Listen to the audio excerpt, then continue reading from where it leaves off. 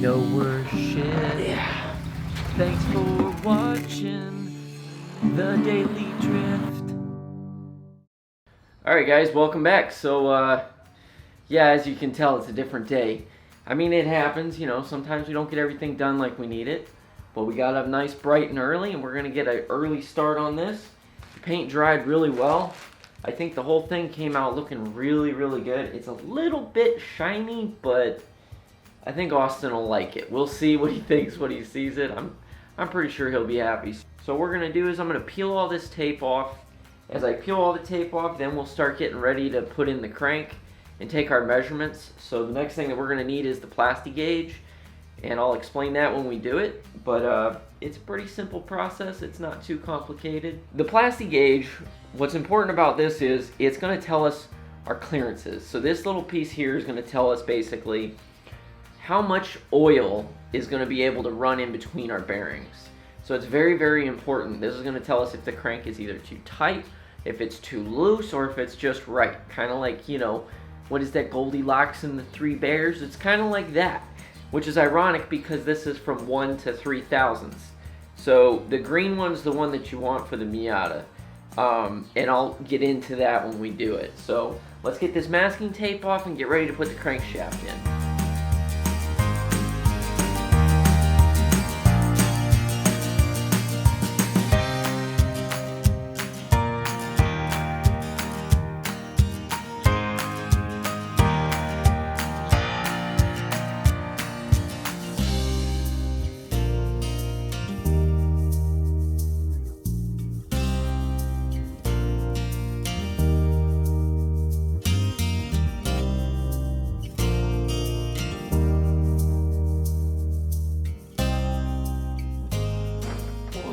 Alright, well, I needed myself a coffee break. It's been one of those days, but we're good.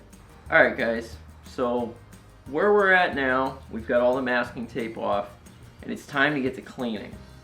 Now cleaning this thing can be a challenge, to say the least. It's not exactly intuitive. You don't just go at it with any old brush and just kind of go for it. You need to have like good brushes, and one of the hard things to find are these. They're nylon pipe cleaning brushes, and I have a whole variety of them. Sometimes you can find these in like gun cleaning kits, but the local auto parts store has them too. And you use these to clean out little holes and stuff in the engine block. You're gonna have like a bunch of spots where you can get this in there.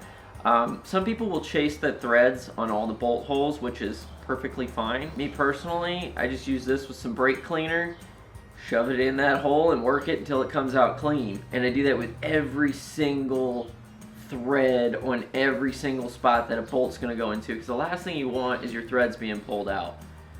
And so it's very, very important to make sure that this block is clean. We want this to get the best possibility of when we first start it up, that it works perfectly fine.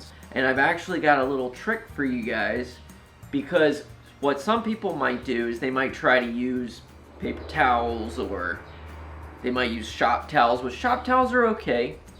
But if you use these, you're gonna have a very bad time. This engine block is rough, and the second that you go to wipe and you accidentally catch on something, it's gonna leave little fibers. Those little fibers are gonna get stuck in there, and all it takes is one tiny little hair in between the crankshaft and the bearing, and you just screwed up all that work you just did. So I don't think you want to do that. So we want to make sure that there is no impurities and no chance of anything being messed up in here. So the trick is you use these. That's right, coffee filters. Most people don't think about this, but coffee filters there's no lint. These things don't get torn up very easily. If you're very careful, they even work really well at getting into all the bores and cleaning the bores out, because guess what? It's the same size. It fits in there and you can work around it. So this and a crap load of brake clean, you'll be set. After this thing's all cleaned up, we'll start measuring our clearances and writing them all down. Let's get started. Alright, so first things first, we're going to go ahead and take out all these main caps. They're already marked, but I just need to take them out so we can get in there and make sure everything's clean before we put the crankshaft in. Let's do it.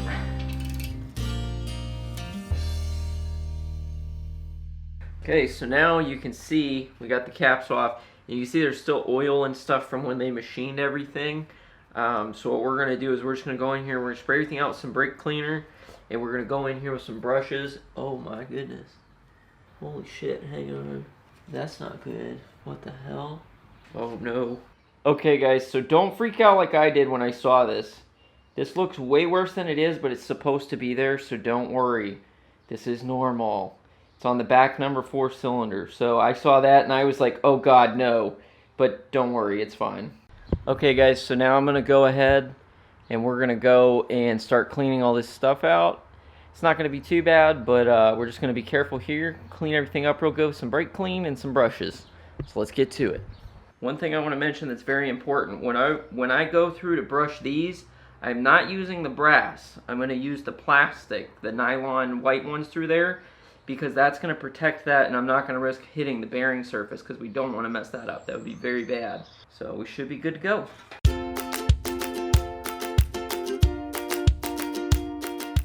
Okay, so now I'm just going to turn it over and let all the fluid drain out, the brake cleaner, which should just slowly work its way out, and then we'll clean the top half of the engine. This is the trick with the coffee filter. So you just spray in your bores, and we're just going to use this to clean them really good. And if you notice, it hits the entire surface. And that's what's nice about that. And you can see there's still dirt and stuff, but this helps get a lot of that off.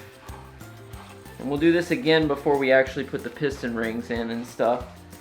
So, and now you can see it's nice and clean, and look, no lint, no hair, no nothing.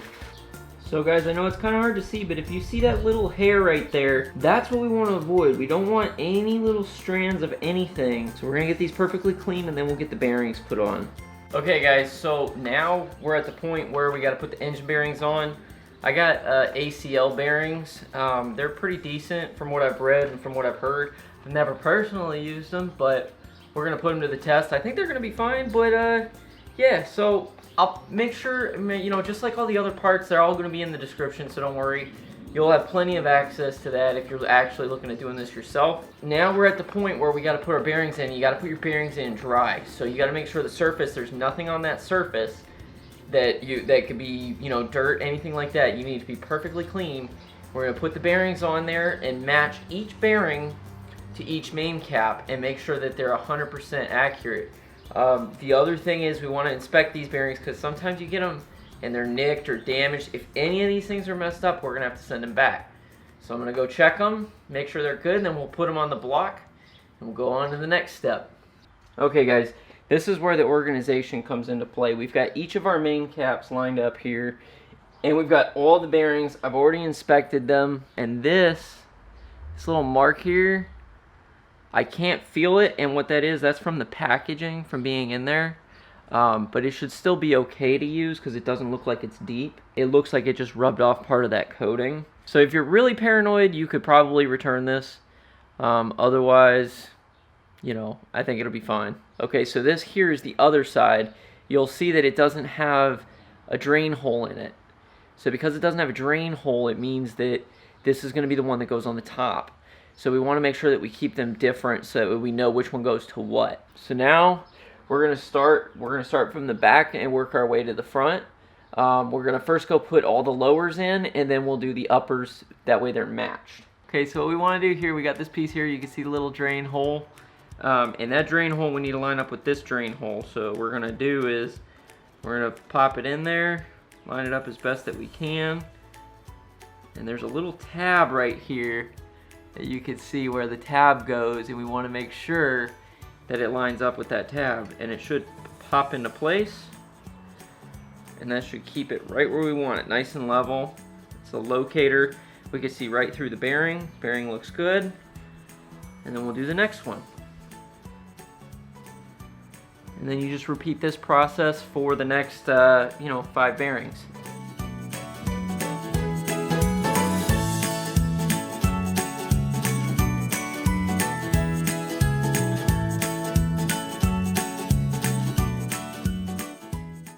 Gonna double check to make sure that every single one of here is pretty much flush with where the main cap would go. It's gonna even itself out when we clamp it down, but we wanna make sure it's as close as we can get for right now. So guys, the next thing that we gotta do is we gotta get this crankshaft cleaned up really well. We can't risk having anything messed up in here, so what I'm gonna do is I'm gonna take some nylon brushes and we're gonna go in between each of the oil passages. And by going in between there, we're just making sure that there's no metal or anything from the machining process that got left behind. And then we're gonna go on to the next step, which is gonna be checking the Plasti-Dip. Or, Plasti-Dip, what am I talking about? I'm still traumatized from the last one. If you haven't seen that, it was pretty sad. The Plastigauge, which is what we're gonna be doing, it will do that next. So, let's get to cleaning this puppy up, and then we'll move on to the next step. Use the nylon plastic brush. Don't use a freaking metal one or anything that could risk scratching this. Be very, very careful and take your time. What I'm doing here is I'm spraying through the oil passages to blow out anything that might be in there.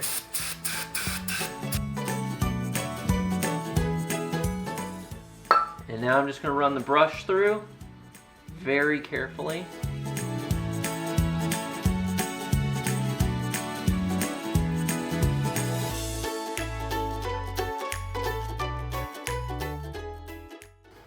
Well, you guys may not have seen the entire thing because it took me a long time and it might be boring just to watch me clean stuff all day. But I took my time with it and made sure it was really good. So it's good to go. So now we're just going to let this dry off and then we'll go and put it in the block and do the Plastigauge. Hopefully we can get this thing rolling because we only got 2 days to get this thing built before my brother gets back from field training. So, whew, I hope he appreciates that. I hope Austin appreciates this, you know, guys. I really do, because it's a lot of work I'm doing for him. But you know what? I'm really proud of the guy, and that's what this is all about. So, good for you, Austin. I'm proud of you, bro. Okay, so the next step, we're going to take the crankshaft, we're going to pop it in here. But when we do that, we want to make sure that there's no assembly lube, and we're very careful not to move the crankshaft. Like, we're just going to set it down. That's it. Don't play with it. Just leave it. It should be fine. Don't spin it. You don't want to do that. So we're going to do that real quick. And then we'll move on to the next step, which is doing the Plastigauge. Let's put this crank in. Got to be extremely careful here.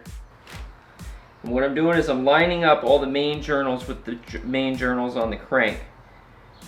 And I'm being very careful as I set this down. Okay.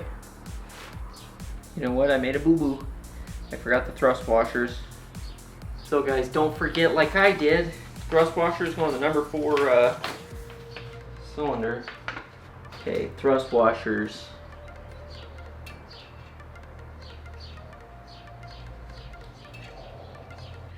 Alright, we got the thrust washers in, now we'll put the crankshaft back in.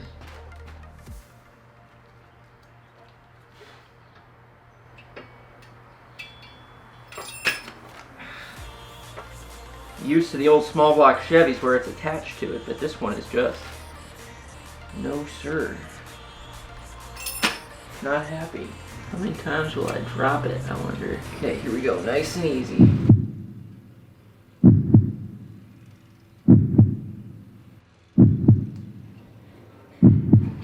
Okay. Oh, okay, we're on. So this is the point where we got to be very, very careful. We had a little visitor show up in the garage today. Kind of weird. What's up there, buddy? Hey, don't eat that. How you doing? Yeah, it's an oil pan. We need to find his owner. So guys, the next step is we're going to do the Plasti-Dip. I did it again. Plastigauge, not Plasti-Dip. We're going to take the Plastigauge, and what we're going to do is we're going to crush it with the bearings on the main caps. So we're going to put the bearings in, and we're going to seat it down, torque it to spec, and then we're going to pop the main caps off and see what we get. This is not 100% accurate, but it's about as close as we need it to get just so we can get a ballpark. We should be good. My machine shop did a really good job. They're really well known for doing good stuff, so I'm not too entirely worried about it, but we're going to do this just to document it and make sure everything is within spec. Last thing we want to do is spend all this money, put it in there, bearings are too tight, and it's screwed. So let's do it. Okay, so now you can see the Plastigauge on there. It's that little green strip, and then that's what we're going to put on each of these journals So now we just need to put the end caps on and we'll go from there. Okay, so these are the same story. You can see there's a little notch right here. That's what we want to put to line up with the new bearings. Make sure these are perfectly clean and that there's nothing inside there when we put these on there. And then we'll slide these on. Alright, we'll pop this sucker on there. Just like that. Nice and even. And we know these are the right ones because there's no drain hole.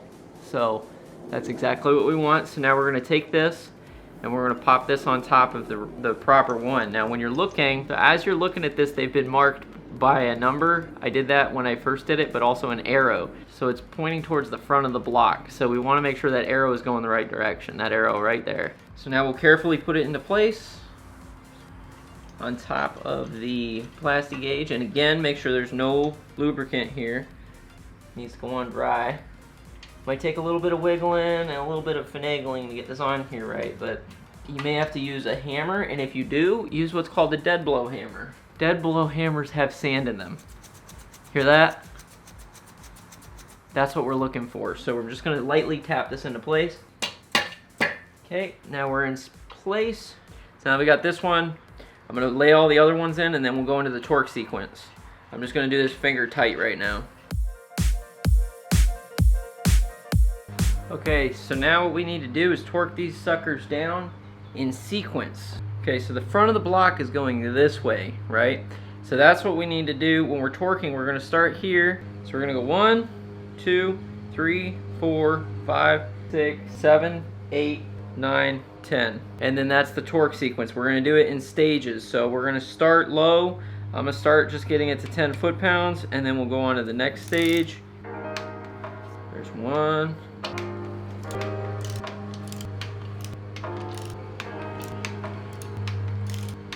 Okay, now we're gonna do 25.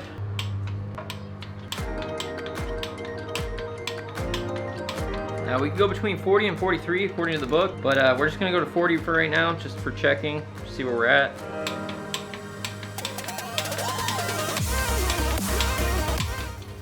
Okay, I forgot to mention that when you do this, you gotta make sure that you apply a little bit of oil to the threads and to the heads of these bolts. I didn't do that, but it shouldn't affect this, but we're gonna do that before we do final assembly. So my mistake, but we're gonna make sure that we do that on the next one. Let's see what we got. I'm removing these in the same pattern, just backwards as I took the, as I put the caps on, just to be safe. And the whole reason that we're doing that when we put it on in that pattern is to make sure that we don't bend the crankshaft. That's something we don't want to do. Oh, I swear to God, this is like National Mow the Lawn Day.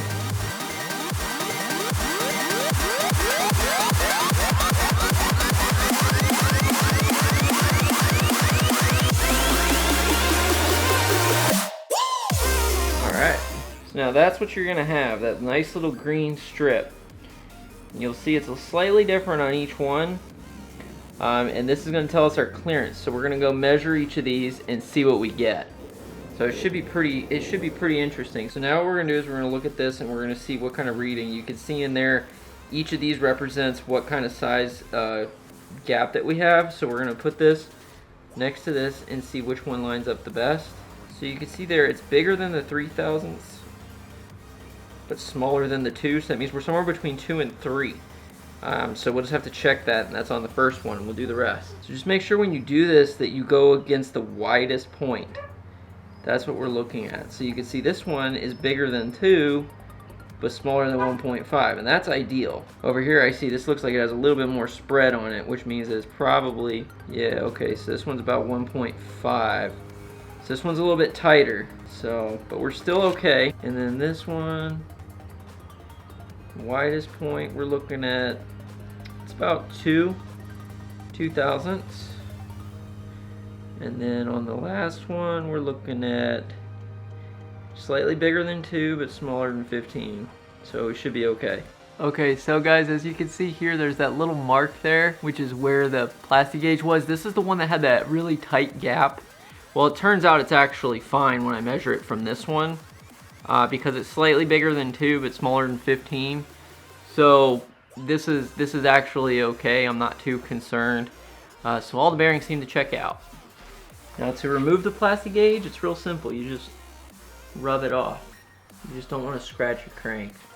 All I'm doing is just very gently rubbing this piece off, and it should flake right off. And we're good. Okay, so now we're gonna take this out, go clean everything up, get it super clean and ready to be installed. Alright guys, so next what we're gonna do is we're gonna take this thing here, these are your oil squirters, and basically I'm just gonna clean them up real good, make sure there's nothing trapped in them, and I'm gonna install them back in the block before we put the crank on, because I don't know if I'll be able to put these on with the crank in there, and I don't want to risk having to get tools in there and potentially knocking something around. So we're just going to be real careful. We're going to do these first, and then we'll move on to the next step, which is putting the crank in finally. So, man, we're moving right along. So all I'm going to do to clean these is I'm just going to take my brake cleaner, put it right in that hose there, and just spray. And that should do the trick. So pretty simple. I'm going to do that for all of them. Make sure they're clear. You can even put it in the bottom. And it should be good. Alright guys, so now we're ready to put these suckers in there. We're just going to plop them in the holes. I've already made sure everything's nice and clean. We're just going to make sure we install these things in here good. Because we don't want to risk having to do this with the crankshaft in here. It would be a pain in the butt. So we're just going to make sure we put each and every one of these in here. And we're just going to tighten them all down and we'll torque them to specs. Okay, so torque specs on these things is 105 inch-pounds to 156 inch-pounds. Okay guys, so now it's coming down to the moment of truth. It's the moment we got to put the crankshaft in, but in order to do this, we need to make sure everything's clean. So I went through here, I cleaned everything yet again. Like I have cleaned so much that I'm just losing my mind here. But I did it. It's clean. This is the next thing that we're going to need. It has a nifty little nickname that we've called it for a long time. We call it Hulk Jizz. You'll see why here in a second. It's pretty disgusting, but this stuff is what you need. It's good assembly lube. It's got like zinc and some other crap in it, I think. Yeah, it's got zinc, so, you know, that's what you want. You want zinc in there. It's going to help prevent rust and all that other good stuff, but it's also going to help with the break-in. So now that I've got everything nice and clean, what we're going to do is take some of this, and we're just going to onto there. So we're going to get every single bearing on both the main caps and this, and we're going to lube up the crankshaft journals, and then we're going to lay it in here, make sure we got our thrust bearings and everything, and then we'll tighten everything up. So let's do it. Alright, here we go. So now we're just going to go ahead. This is why we call it Hulk Jizz.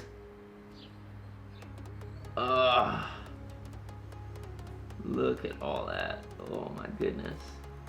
It's super, super tacky, like, oh man, like look at that. Oh man, it's like boogers. But this is what we want. We want this to be exceptionally slick and smooth, and this is gonna help protect us when we're breaking this in. So we're just gonna rub this on all the little journals in here. Get it good, nice and lubed up. Alright, and we'll get the thrust bearings. Alright, and we'll make sure that they're seating on there. One key little thing with the thrust bearings is make sure that those little hooks there are going out to the outside. I'm going to just lube up the outer face of these.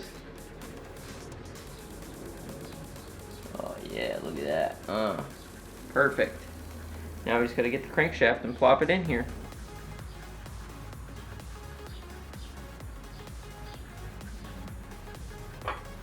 Right, got that on there.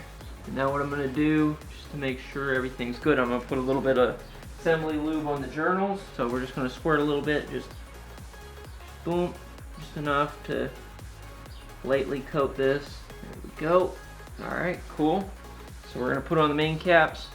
So be very careful putting these on here. Sometimes it might take a little bit of a nudge to get it on there just right. Okay, that's on there. Make sure we put a little bit extra assembly lube. I go a little bit overboard with it, but you know, better safe than sorry is what I say.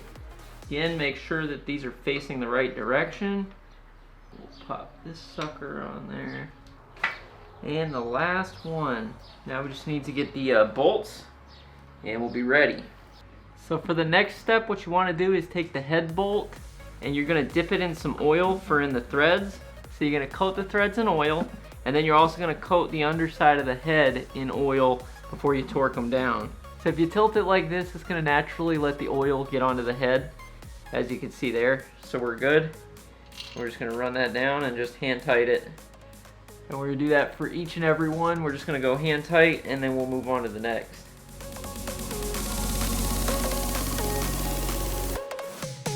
Okay, so now what we're gonna do is we're gonna torque it down in sequence, and we're gonna go 20 foot-pounds, then we're gonna do 35 foot-pounds, and then we're gonna do 43 foot-pounds, 43 for the max.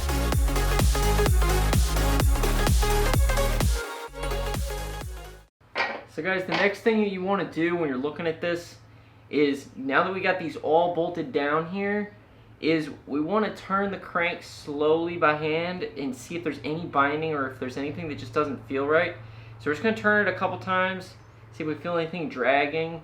And this is what the crankshaft should feel like most of the time, and this feels pretty good. Like, I don't feel anything binding, it's spinning freely, there's not a lot of drag. Yeah, it feels really good. So now we're going to keep moving forward. So the next step, we got to turn this sucker over. Oh, hey there. Had a little visitor come, so this little dog keeps, I guess he's here to help us build this engine. So anyway, I'm just going to turn the engine over, so this way now we can get to the top where the pistons are, and then we can start working on getting the clearances on the piston ring set. Okay, so here's how we do this. So we're going to take these, I'm going to start on the back cylinder and I'll work my way forward.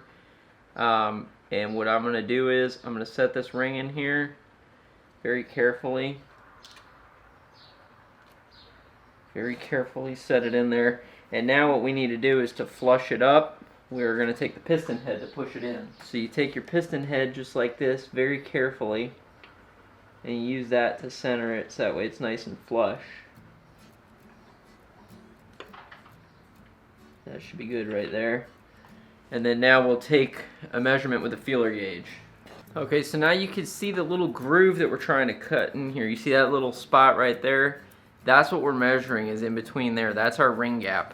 And we need to check to see basically if it's going to be within specs. Minimum is 12 thousandths, so that's what we're going to start with. And we're going to see if we can get the ring in there. So we're sitting at like right around 12, which is like the bare minimum for a stock NA block. So these rings are too tight, so we need a ring grinder for these.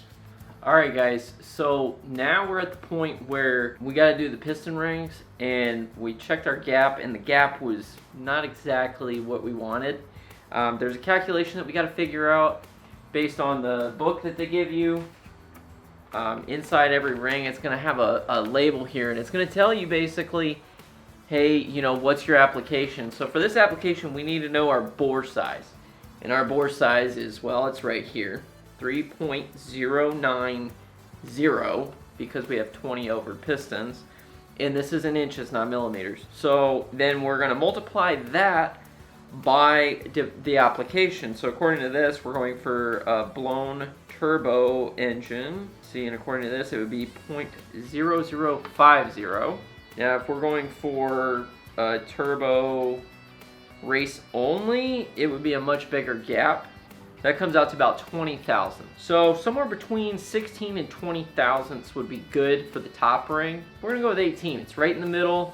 It's pretty decent. We know we're gonna have enough clearance and not too much blow by, but enough to where we're not worried about the rings contacting. Because what happens is, as the engine heats up and when we're racing and we're going and giving it all she's got, these things get really hot and they start to expand. And as they expand, that gap starts to close. And as that gap starts to close, what can happen is eventually it can touch. And if it touches, there goes your ring land, or maybe even worse, your engine. I mean, there's all kinds of bad things that can happen, so we want to avoid that, so that's what we'll do. One thing I forgot to mention, I don't have a piston ring filer, and I can't find any tools here, so we're going to do the old school method. It's very bad. This is not recommended. I would not suggest that you do it this way, but it's what I'm going to have to do. We're literally going to stick a file in a vise and use that. Nothing wrong with it, but there's a few things that we got to do to make sure that we don't screw it up. So number one, when we file, we want to make sure that we file to the inside of the ring. So we don't want to take this and be just, we want to make sure that we just go one direction in. We don't want to come out. That would be bad. So we want to make sure it's only going in and that the ring is on there and that it's completely flat. We don't want to round these edges off. We want to make sure it's perfectly flush. So I'm going to be extremely careful I'm going to do a very little bit at a time, and then I'm going to check this as I go until we get the gap that we want. Okay guys, so I'm going to be very, very careful, and I'm only going to do a little bit at a time and try to go as flush as possible. And all I'm doing is I'm going towards... Oh my goodness. This has me anxious, I'm not going to lie. I've screwed up rings before, so I'm trying to be very careful here. So guys, I'm going to do this about 1,000 more times, and I got to do it for each individual cylinder, so I'm just going to get started and see how long it takes me, because this is going to take a while. This is very tedious. Wish me luck, guys. One eternity later. Oh, hey guys. So, it's about 50 million years later, and I'm still on the very first ring, but I think I just about got it. This is taking way, way longer than I anticipated, and if I would have thought ahead, well, I would have got a frickin' ring filer, but I didn't. So it's just going to take a while, but that's okay. So I'm going to pop this in here. Let's see if we got it. I found out my calculations were slightly off. I'm going for a 20 thousandths on top, and I think a 17 thousandths on the bottom ring. Because I had the calculations wrong because I misread what was being multiplied by the bore. So yeah, so let's check it and see what it looks like. Alright, let's pop this sucker in here. I found if I go like this and then rotate, it goes in a lot smoother. Already deburred the edges on these rings. Alright, so now I'm going to take the piston. Basically going to line this up as best that I can. It's pretty equal. And now we'll take our feeler gauge, 20 thousandths, see if we got it. We're in. And just to make sure, we're going to do 21, just to make sure we're not over. So there's 21. 21 does not fit, so we are at 20 thousandths. So that's good. This is the second ring that's going in there. Okay, we're trying to get this one to 23 thousandths. Believe it or not, right out of the box, this one's right on 23,000. Here's 24. Will not go. So right out the box, we're at 23 thousandths on the second ring. So we're gonna keep that one there. Yeah, and then now I just gotta do the other 3 cylinders. So I'll just mark these. Cylinder number 3, we're gonna test with the 20 thousandths. Right on. All right, we got 23 thousandths.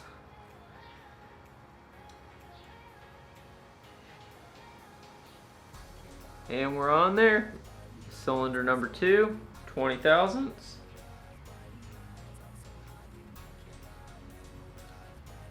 And we're in there. 23 thousandths for number 2. Ring 2. And we're good. Last but not least, number 1. Hey bro, you can't say I never gave you nothing. It fits. Got a little bit of blood on there, but it'll be alright. 23 for number 1. Second ring. And got it. Okay guys, so that took me way, way, way longer than I ever wanted it to. But that's what happens when you don't have the right tools. And I definitely did not have the right tools for this job. Get yourself a ring filer. It's going to make it way easier because I don't know if you could tell, but that took me about 4, maybe 5 hours to get that whole thing situated. But we got the rings all set. Everything's good. That's not a problem. But this is where I'm stopping today because I got to eat. It's late. It's dark. I don't like working in the dark. Can't see shit. I'm already blind. Don't you see my glasses? No, but so anyway, guys, so what I'm going to do is I'm going to leave this where it's at. We're going to pick it up tomorrow. That means I've got all of 1.5 days to finish this up. So the next thing that we got to do is we got to put the pistons and the rods together. And then whenever we do that, then we're going to put the rings on and plop that shit in there and check the clearances on the rods and blah, blah, blah. We're just going to keep going. So, yeah.